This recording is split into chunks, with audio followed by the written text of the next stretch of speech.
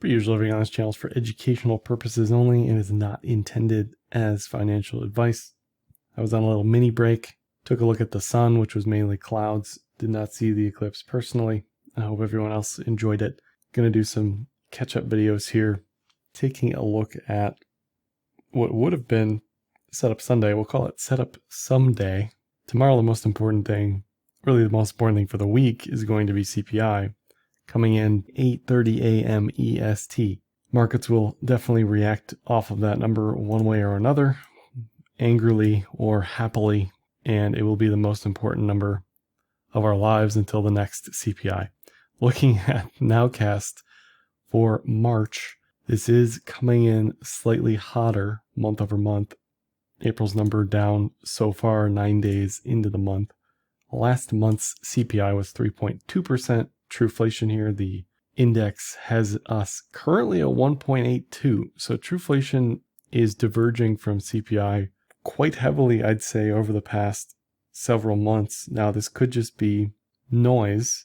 Very likely this is the OER rent data that hasn't quite made its way into CPI just yet. And that's going to continue to worm its way through the data throughout the rest of the year. And the obvious question is, of course, will the Fed cut? Why should they cut if CPI is high and jobs are fine? If CPI comes in low, does that mean they cut in June or July? Is it a 25? Is it a 50? Do they cut close to the election or not? They better start cutting or they're going to bankrupt the United States. All this fun stuff, right? So all of that is going to work its way into this number, which are the Fed meeting probabilities, currently not pricing in a cut or a hike for the next meeting, May 1st, June 12th, currently a coin flip, July 31st, a coin flip, right? We're going to get tons more data prints between now and those dates, but that's always a fun chart to watch in and around CPI. I'll do another macro vid tomorrow after CPI. We've also had some interesting flows on the ETFs, a very large outflow from GBTC yesterday.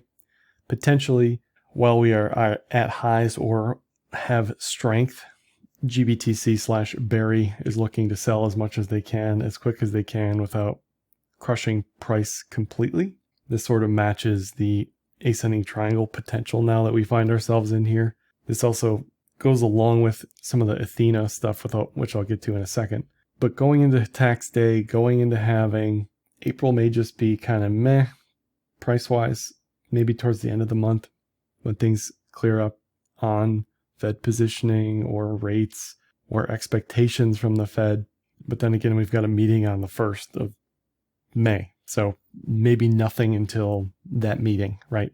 It's probably a good time to zoom out, touch grass, look at the sun safely, that sort of fun stuff. Before we go any further in the charts, let me mention today's video sponsor, Kraken Pro. Kraken Pro is a complete overhaul of the Kraken trading experience with a one-stop shop for advanced and professional traders. Kraken Pro enables efficient trading execution across multiple markets with a UI that allows for unique optimization tailored to your trading style. You can check out Kraken Pro with the link in the description of this video. Not investment advice. Crypto trading involves risk of loss. Cryptocurrency services are provided to U.S. and U.S. territory customers by Payward Ventures Inc., PVI, DBA, Kraken. And since I've been gone here, not too much has happened. One thing I did notice on the Maker BTC, this chart, some of these I just sort of watch on the sidelines here. Maker getting angry again because of the Ethena stuff. Definitely worth reading up on that. I'll talk about it in a second. It's probably one of the most interesting things happening in the market right now, for good and bad. But the market sort of signaling here that it does not like where Maker is going in the Ethena waters, and across the board, I don't think much of anything is really up against BTC. Over the past 24 hours, pretty flat for most things here. PaxG, of course, the gold stablecoin, showing some strength against Bitcoin here. I'll talk about gold at the end a little bit as well. So for Bitcoin, on the weekly, candles look meh, but we're still above the weekly cloud, still above the 20-week moving average. We've got halving coming up. We are obviously way ahead of pre-halving expectations. That's been talked about ad nauseum already. So for us to slow down here, for us to even retrace here, wouldn't really be that big of a deal. we'd still be well ahead of where we were in 2016 and 2020. Pulling back to 50 is fine, 58 is fine. All that is on the table. I wouldn't call it an expectation, but I wouldn't panic if we retrace it that hard.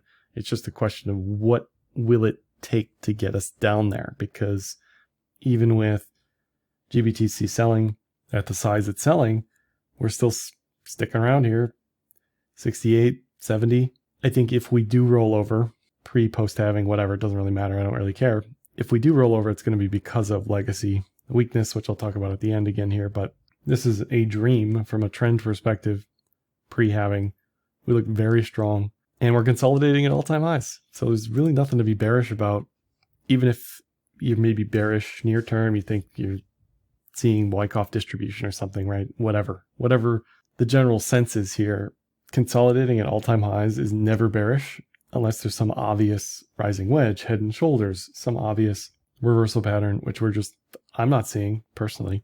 If we look at the 2-year moving average multiplier, which are the wavy lines, and then the power law corridor, which are the more controlled lines, let's say, historically, we sort of ping-ponged our way in and around this pre-post halving, and we're kind of butting up against resistance levels in both the 2-year moving average and the power law corridor. If we zoom in a little bit, you can see somewhere between 78 and 91 or something like that is basically kind of the midpoint level where stuff tends to happen historically around those levels. None of this is a science. It's more of an art than a science. We're just looking at the past data and trying to take our best educated guess as to where we might go. But the 2-year moving average, the power law, still look excellent, still look great. I still like 333K by July 2025. Very much on the table. So if that's your number, and we go to 65, we go to 62, we go to 58, who cares? Okay. Who cares? Just keep buying, right? If you think we are headed to 6 figures and beyond within the next year, then what do you care, right? Now, the people that care are the people that are 50x leveraged long up here. Yeah, they're going to get liquidated. That's the price they pay. But for the rest of us who tend to use leverage more sparingly, we will be fine. And so far, for the most part, since the ETFs got launched, all of the trading has just been swing trading, this level to this level, this level to this level. We can measure the current triangle and see where this is going to go on the next level, right? So this would maybe be a margin long consideration for me, but you'd have to get a daily close above 74 really to see some conviction here. I'll talk about volume in a second because that's always going to be the next question for people. Because historically, when you learn chart patterns or see chart patterns in a textbook, it's this thing with this volume and this breakout. There's always the best case scenario. There's the worst case scenario. And then there's what happens, right? What happens is somewhere in between all of that. So on the daily cloud, we still look great, still above the daily cloud. The TK lines have flattened out. The Kijun in the red here has caught up. The moving averages are effectively catching up with price. The two forks in the road here are we either consolidate and break higher, or we get a bearish TK cross, and the likelihood of us going lower is pretty high. This is an if-then statement. So if this, then that. If we close above 74, I like 82 to 87. If we start to make new lower lows, I like low 50s. That's just how the pattern measures. The pattern in and of itself has a bullish bias because it is coming off of a bullish trend. This may be an equilateral triangle. It may be an ascending triangle. Just by giving this wishy-washy analysis is kind of a signal in and of itself that, hey, maybe this isn't the best pattern to trade on a breakout because it's already just all over the place. It's been very choppy, very messy. Part of that, again, is because of GBTC selling, tax season, all this stuff plays on itself, right? We got the macro stuff. We got the Fed nonsense with rates. We have the election coming up.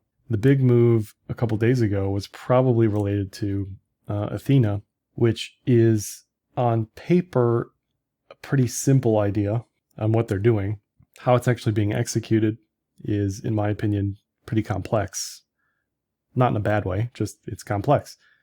It's utilizing centralized exchanges, decentralized exchanges. There's been comparisons to Anchor. I wouldn't quite go that far. There's many differences between this and Anchor. The yield is quite high, as you can see on the screen here, 37%. The differences between Anchor and this is it's not accessible to everybody. They keep us filthy burgers off of this with VPN restrictions. They KYC everyone. It's not available to the TikTokers, right? That's how Anchor got so big. So it's still growing, under 2.5 billion at the moment. But what they're doing here is they are taking advantage of basis arbitrage. So they are long spot, short derivative. There's some ETH staking in here. There's some other stuff going on in here. This is a great thread that I really liked from Grossbit. Give him a follow.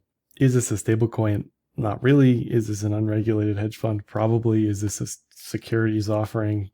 Probably. Does making this unaccessible to US customers save them from the law? Probably not. So keep that in mind. Now, what I really like about crypto is things tend to get attacked often, and they're either shattering like glass or they're anti-fragile, right? So I would love to see this thing stumble and recover. I think everybody's assumption is that this thing is going to blow up in a glorious fashion. And there are issues with it. There are ways things can happen.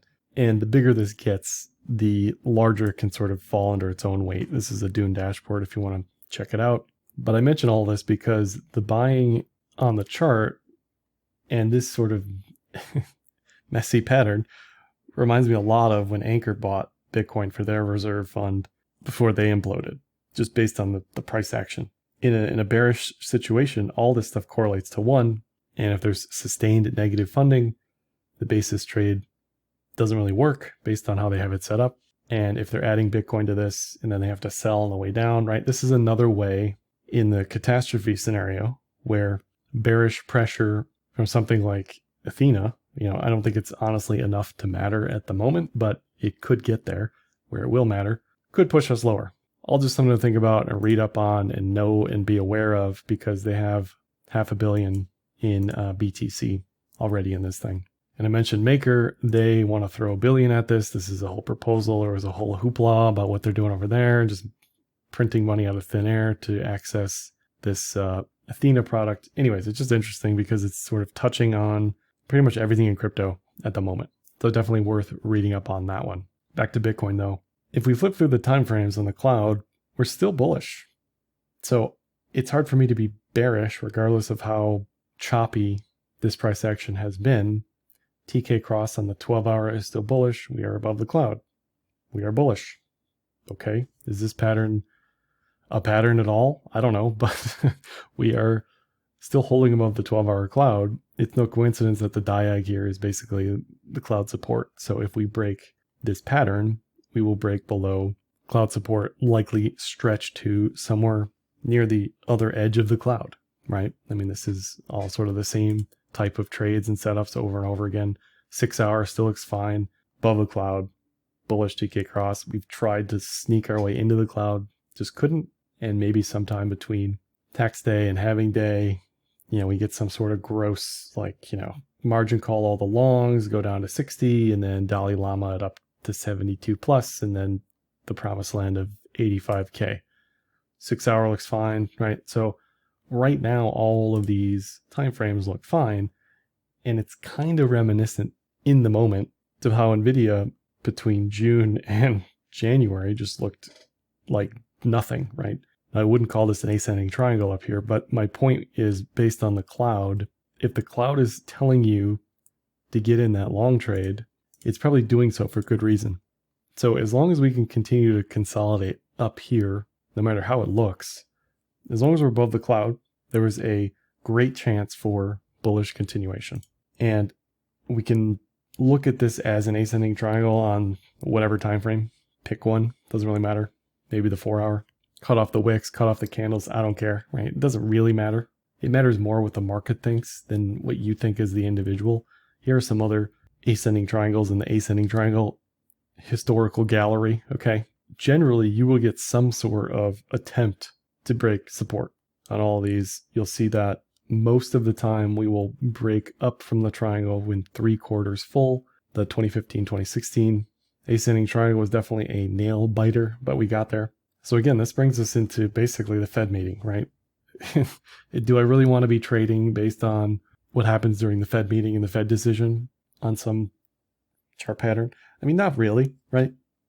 So maybe May 2nd, we'll know, right, what's going on, because let this thing just go and zero out. I'm sure B bands are tight here or will tighten, but even the ascending triangle measures to 82.5 at least. And then if we talk about volume, I don't normally talk about volume because for crypto, volumes are all over the place depending on the exchange you use, depending on whether or not you use an index. But let's just take this as an example. This is a 12-hour equilateral triangle, we'll call it. Did we break a volume profile that was descending? We did, but we didn't go anywhere. It was bearish, right? So would I get bullish on this here? No, but broadly, we're still pretty bullish. This was the 1819 ascending triangle, and this thing just zeroed out, right? But we kept making higher highs. Volume then exploded once this thing finally did break out. 2015, 2016, volume went to next to nothing, and then boom, you get the on volume breakout. So if we get volume at 74, and we'll probably see flows come in, we'll probably see a big outflow number from GBTC, and it won't matter. Legacy probably goes to all-time highs, gold more all-time highs, right? That's how we get to 80. I don't think we can just independently walk our way there in the moment until at least late April, early May, based on how everything's sort of lining up. So that's Bitcoin. A whole lot of discussion for pretty much no hard and fast trade setup. It's all about if we make higher highs, then that's the breakout trade. And if you're convicted that we're going higher, you start accumulating now, or you add on the breakout, or you wait till the breakout and you go big on the breakout, right? That's about it. ETH daily also looks fine. I think this is going to continue to lag everything. So long as Solana doesn't explode, it should overperform relative to ETH. ETH likely caught a bid because Solana is having trouble keeping up with people using it. Previously, we've seen people move from ETH to Binance Smart Chain. This cycle, they're kind of moving from ETH to Solana. So if Solana can continue to hold on to those people by fixing their issues, ETH probably underperforms. Even still, this chart looks great, right? I mean, just objectively, it's still above the cloud. Get a double tap of the Kijun at this point. We're holding well above the cloud here with maybe an Adam and Eve that measures basically to 4,200. I think this broader pitchfork is probably more important than daily cloud or anything like that, and kind of gives you a level of, I don't know, 6K later in the year, something like that. But if along with everything else, this starts to droop below the daily cloud, that's it. That's a huge warning sign that, yeah, we're probably going to drift lower to 2,700, something like that for ETH. ETH BTC remains bearish. I do not care about anything on the daily unless this is above the weekly cloud. This thing is dead to me because it's been nothing but chop for years. I was probably more bullish on this way after I should have been back in 22. But down here, there's no contest. This thing is not bullish in any regard. You can tell me some narrative. You can tell me some ETF garbage. It doesn't matter. Okay. This thing can spike to 0.75 and close on the week at 0.59 and it's still bearish. Okay. It has to close above the weekly cloud. Ideally, this is going to end up being an easy slam dunk trade later on in the year. Heck, maybe even early 2025, I can envision some sort of ETH BTC edge-to-edge trade like 2020 into 2021. But even this thing, look at this thing, okay? This thing was all over the place. So yes, it can hold at 0.50 for another 6 weeks, another 25 weeks. It's still bearish. I don't care. It doesn't matter to me. The cloud is very clearly saying ETH BTC is bearish. The sole issues I mentioned, this is a tweet regarding that. You know, I don't really care what's going on, but if they fix it, great. If they can't, sucks for them, okay? Because that means people are going elsewhere. People will get angry. And this is back to the anti-fragility argument. Is it centralized? Of course. Is it the best crypto can do? Probably not, but people love to use it. So if they can fix whatever's going on, this should continue to do well. Daily cloud looks fine, right? Is it screaming along here? No. Is it losing momentum? definitely. And much like February, at this point, I would love to see a TK crisscross. Unfortunately for ETH, we're not even seeing that TK crisscross yet. I would be more confident in higher if we saw that. That's something else to watch for, similar to February on ETH. But I wouldn't expect much for Sol in the moment. If anything, there's maybe a little bit of an inverted Adam and Eve, which is a bearish reversal pattern. And then if we look at ETH versus Sol, I don't know if this coincides with anything in particular. If this is the downtime, if this is ETF speculation, I don't know. It doesn't matter to me, but clearly Sol lost its momentum over the past day and a half relative to ETH that had been pretty tightly coupled earlier in the week. All right, last few charts here. Legacy, none of this is going to be good, unfortunately. Good is in bullish for crypto.